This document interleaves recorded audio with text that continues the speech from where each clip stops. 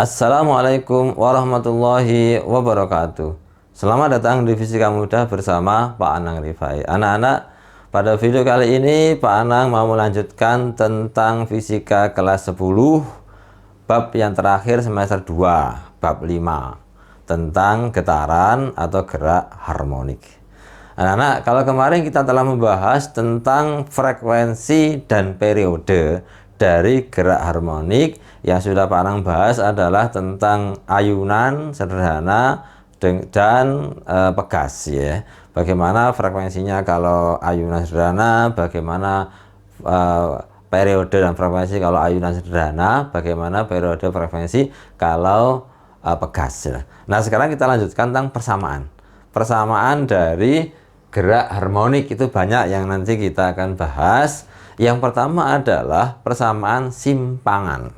Nah, apa konsep simpangan itu? Ya, perhatikan di sini, saya berikan ilustrasi. Di sini ada bandul. Ini biasanya kalau mau percobaan bab ini, ya, atau nanti kelas 3, itu pasti akan percobaan ayunan. Biasanya yang dicari bisa periode, dicari gravitasi, gitu ya.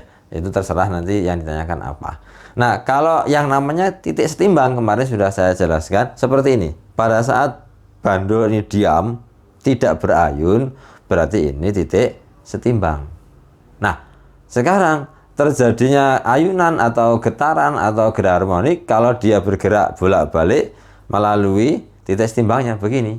Nah, untuk bisa bergerak begini, maka dia harus disimpangkan namanya. Nah, seret begini disimpangkan. Dia menyimpang dari garis ini.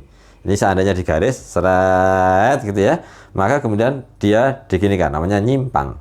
Nah, ini adalah simpangan. Ya, ini seberapa menyimpangnya. Ini adalah simpangan, simbolnya adalah Z, gitu ya. Nah, mencari Z, gitu ya, itu bisa dirumuskan dengan rumus ini. Z sama dengan A sin theta. Apa A? A itu adalah amplitudo, yakni simpangan maksimum. Nah, simpangan maksimum terjadi pada saat pertama kali saya simpangan begini. Ini namanya simpangan maksimum. Ini adalah amplitudo. Loh, kenapa kok simpangan maksimum? Karena nanti kalau ini saya lepas, tidak mungkin sampai di sini lagi karena pengaruh gravitasi. Pasti dia lebih kecil simpangannya. Terus kecil sampai akhirnya berhenti. Tak buktikan ya. Misalkan ini tak lepas, tangan saya tetap di sini saja. Nah, nanti dia tidak akan sampai di tangan saya. Jadi gitu ya. Dia posisinya di bawah tangan saya. Saya ulangi lagi. Misalkan sekian, nggak tinggi-tinggi ya, sekian amplitudonya ya. Ya, sekian amplitudo atau simpangan maksimumnya. Kalau dilepas, maka dia akan ke arah bawah, ke bawah sampai akhirnya nanti dia berhenti. Tapi ya lama berhentinya gitu ya. Nah, jadi akhirnya pada saat pertama kali ditarik tadi gitu ya, itu dinamakan simpangan maksimum, atau biar beda dengan simpangan yang lain, itu amplitudo. Nah, sekarang kalau mencari simpangan pada saat T tertentu, misalkan setelah 10 detik, misalkan setelah 20 detik, nah pakai rumus ini, Y sama dengan A sin theta. Kok ada hubungannya dengan detik? Ingat bahwa theta itu mana? Theta itu ini. Pada saat ini saya ginikan, seret. Nah, ini kan kalau ini garis ya, ini bentuk sudut. Nah, bentuk sudut kan? Nah, bentuk sudut. Nah, sudut inilah namanya theta. Nah, theta itu di dalam bahasan gerak melingkar juga ada. Itu bisa dicari dengan rumus omega kali T. Nah, ini omega kecepatan sudut, T-nya waktu. Nah, ini nanti waktunya terkait sama tadi. Nah, makanya omega sendiri, kecepatan sudut itu bisa dikaitkan dengan kemarin yang kita bahas, frekuensi dan periode. Jadi omega itu bisa dicari dengan 2πf, F-nya frekuensi, atau 2π per T, T-nya periode. Jadi simpangan bisa dijadikan Y sama dengan A sin omeganya diganti 2πf T. Itu kalau ada hubungannya dengan frekuensi. Jadi T-nya bisa diketahui. Nah, kemudian atau Y sama dengan A sin 2π per T, 2π per periode kali T. Nah, itu ya. Itu adalah simpangan. Oke, cukup itu yang untuk simpangannya. Ini saya turunkan biar tidak mengganggu gitu ya. Nah, sekarang ya, kalau sudah tahu tentang konsep simpangannya gitu ya, itu nanti nyambung ke persamaan yang lainnya. Karena memang simpangan itu ibaratnya kalau digerak lurus adalah jarak atau perpindahan. Nah, kecepatan itu adalah turunan dari perpindahannya, kan begitu ya. Kecepatan turunan dari jarak. Nah, di sini juga begitu. Kecepatan, kalau kita mencari konsep kecepatannya, persamaan kecepatannya turunan dari simpangan dj per dt. dj per dt. Nah, di matematika dijelaskan menurunkan ini ya, diferensial ya, turunan diferensial itu adalah sama dengan A omega cos omega T. Jadi gitu. Jadi omeganya maju, jadi A omega, sin itu turunannya cos. Nah, matematika ini ya. Nah, A omega cos omega omega T. Nah, kalau misalkan di fisika, misalkan tidak tahu turunan, hafalkan aja bahwa kecepatan itu adalah A omega cos omega T. A-nya amplitudo, omeganya adalah kecepatan sudut, bisa diganti 2πf, 2i per T, tergantung soalnya. Cos omega T, kalau ada theta ya langsung ini theta ya, cos theta ya boleh, cos omega T ya boleh, lihat kondisi soalnya. Nah, sekarang setelah kecepatan, gandengannya kalau fisika itu adalah percepatan. Percepatan itu turunan berikutnya, turunan dari kecepatan, maka dv per dt diturunkan lagi, didiferensialkan lagi. Nah, akhirnya jadinya ini min A omega kuadrat sin omega T gitu ya. Kenapa kalau demikian? Karena dari kecepatan ini kalau diturunkan omeganya maju lagi. Jadi akhirnya A omega omega, maka A omega kuadrat karena omega ini maju. Itu konsep turunan di matematika.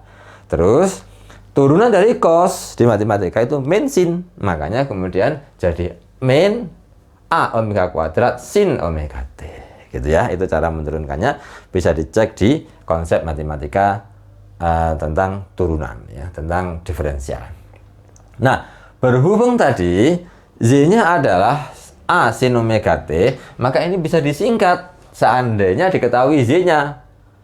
A sin omega T adalah Z. Ingat, A sin omega T Z, berarti tinggal ini aja. Nah, makanya kemudian percepatan juga bisa dituliskan, dirumuskan, min-nya tetap omega kuadrat, terus A sin omega T diganti dengan Z. Jadi percepatan itu bisa juga dituliskan min omega kuadrat, kecepatan sudut kuadrat dikalikan simpangannya. Kembali lagi tergantung soalnya gitu ya. Makanya dipakai semuanya sama aja, asalkan terkait cocok dengan soal yang diberikan. Baik, sekarang berikutnya adalah setelah konsep simpangan, kecepatan, percepatan, kita tentang kaitkan dengan konsep sudut fase, fase, dan beda fase. Nah, sudut fase itu apa? Theta tadi itu ya. Ini adalah sudut fase. Jadi makanya di sini sudut fase kalau ditanya nanti di soal itu ya, karena berapa kok sudut fasenya? Ya cari theta sebenarnya. Theta itu adalah omega kali T. Bisa juga 2pi per T kali T, bisa juga 2πf kali T, jadi gitu ya. Ya tadi ya, ini karena omeganya memang bisa dua-duanya. Itu mencari sudut fase. Sekarang bedanya dengan fase saja, kadang-kadang disoalkan berapa fasenya. Ya, mencari fase itu rumus simbolnya ini, V namanya ya, V. Kalau ini theta, ini V. Nah, fase yang simbolnya V itu ada hubungannya dengan sudut fase. Sudut fase sama dengan 2pi V. Nah gitu ya. Jadi kalau kalian cari V-nya, mencari fasenya sendiri, berarti theta dibagi 2pi. Nah, berhubung tadi tetanya atau sudut fasenya adalah 2pi T per T, tuliskan di sini, dibagi 2pi, dicoretlah ini, sehingga akhirnya fase itu cukup T per T. Nah, fase itu cukup waktu yang diperlukan dibagi periode. Jadi misalkan berapa fasenya pada saat 2 detik, nah ya tinggal 2 dibagi periodenya berapa. Berapa fasenya pada saat misalkan 10 detik, ya T-nya kan 10 detik dibagi periodenya. Begitu mencari fase. Nah, nanti kalau misalkan saja menentukan berapa beda fase, ya beda fase itu tinggal beda itu kan delta. Ya, jadi kalau tidak tulis di sini ya. Jadi beda fase itu tinggal mengkaitkan aja delta V gitu ya sama dengan V2 min V1 gitu aja. Jadi kalau diketahui beda fase pada saat 2 detik sampai 10 detik, ya nanti dicari pada saat 10 detik berapa fasenya, pada saat 2 detik berapa fasenya, dikurangkan, itulah namanya beda fase. Oke. Masih satu lagi tentang energi. Nah, di dalam fisika itu setelah ada simpangan atau jarak, kecepatan, percepatan mesti ada hubungannya dengan energi. Energi itu ada dua, anak-anak. Ada energi kinetik, ada energi potensial. Kalau digabung, energi mekanik. Nah, energi kinetiknya kita tahu semua di kelas 10 yang awal-awal sudah dijelaskan ya, bahwa di bahasan usaha dan energi gitu ya. Itu yang dijelaskan bahwa energi kinetik setengah mv kuadrat. Mungkin di SMP juga pernah dijelaskan. Setengah mv kuadrat. Nah, V-nya apa? Kecepatan. Kita ingat rumus tadi, kecepatannya ini. Nah, sehingga tinggal dimasukkan setengah, M-nya ya M. Lah, rumus kecepatan dikuadratkan. Jadinya A kuadrat, omega kuadrat, cos kuadrat theta. Itu mencari energi kinetik. Kalau energi potensial, ini adalah setengah kj kuadrat. Ini gunakan hukum Hooke ya. Jadi potensial itu setengah kj kuadrat. Kalau di hukum Hooke setengah kx kuadrat. Kalau di sini kan x-nya diganti z simpangannya, sehingga akhirnya setengah kj kuadrat. Nah, k itu adalah ini mv kuadrat, m omega kuadrat itu adalah k. Ya. Kok dari mana ya? Dilihat di hukum Hooke gitu ya, bisa kelihatan di sana bahwa K itu adalah M omega kuadrat. Sehingga kita bisa dapatkan EP itu adalah setengah ya, setengah ya. K-nya diganti M omega kuadrat. Z-nya kuadrat tadi A kuadrat sin kuadrat theta. Sehingga hampir sama dengan rumusnya EK. Kalau ini saya oper, sehingga jadinya setengah M A kuadrat omega kuadrat sin kuadrat theta. Bedanya hanya kalau EK pakai cos, depannya podo. Kalau EP pakai sin, depannya sama, setengah M omega kuadrat omega A kuadrat omega kuadrat. Nah, tentang energi gabungannya atau energi mekanik, kalau EK-nya seperti ini, EP-nya seperti ini, maka energi mekanik itu gabungan dari EK dan EP. EM sama dengan EK plus EP. Saya tuliskan di sini. EK-nya tadi adalah setengah M A kuadrat omega kuadrat cos kuadrat theta. Baik, cos kan? EP-nya setengah M A kuadrat omega kuadrat sin kuadrat theta. Nah, ini sama. Yang ini. Nah, yang depannya ini dan ini sama. Karena sama, dikeluarkan kurung. Jadi setengah M A kuadrat omega kuadrat ini cos kuadrat theta plus sin kuadrat theta. Di dalam matematika trigonometri dikatakan bahwa cos kuadrat theta ditambah sin kuadrat theta itu sama dengan 1. Nah, jadi gitu ya. 1 ya. Bisa dibuktikan, silahkan dimasukkan misalkan pakai theta 30. Mesti akan 1 atau 45 ya 1 atau 61. Silahkan coba sendiri ya. Nah, sehingga kalau ini 1 gitu ya, maka EM-nya energi mekanik itu berarti tinggal setengah M A kuadrat omega kuadrat. Jadi itu adalah energi mekanik. Jadi tinggal ini. Nah, ini tentang konsep energi mekanik. Nah, setelah energi sudah, berarti selesai untuk bab 5 ya. Sekarang saya akan perdalam dengan contoh soal. Baik anak-anak, untuk lebih memahami konsep tentang persamaan getaran atau gerak harmonik, Pak Anang mau tunjukkan atau mau bahas 2 soal saja dari buku saku Vindo. Yang pertama pada halaman 189 nomor 5 UN 2002 ya, soal penalaran dan logika. Sebuah partikel bergerak harmonik dengan amplitudo 13 cm dan periodenya 0,1 pi sekon atau detik. Kecepatan partikel pada saat simpangannya 5 cm adalah. Ini sudah saya tuliskan di sini, semuanya sudah cm, langsung bisa kita kerjakan. Ketika kita mencari kecepatan, diketahui simpangan, maka pertama kali kita harus tahu berapa tetanya. dari yang diketahui ini. Nah, ini ya, kita dapatkan bahwa Z A sin theta. Z-nya diminta 5, dimasukkan 5 cm. A-nya berapa? Tadi sudah diketahui, A-nya 13 sin theta. Nah, pindah ke sana kan, 13-nya di bawah. 5/13 sama dengan sin theta. Sin theta sama dengan 5/13. Untuk menentukan tetanya, nah, kita pakai konsepnya matematika trigonometri.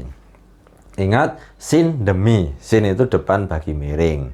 Cos sami. Cos itu samping bagi miring.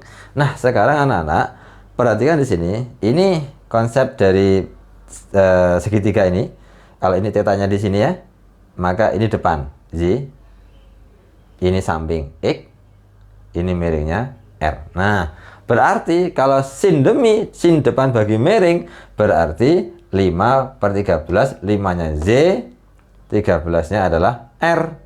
Berarti kita tinggal nyari X-nya, gitu ya. Karena memang di dalam cos itu harus menggunakan samping, gitu ya.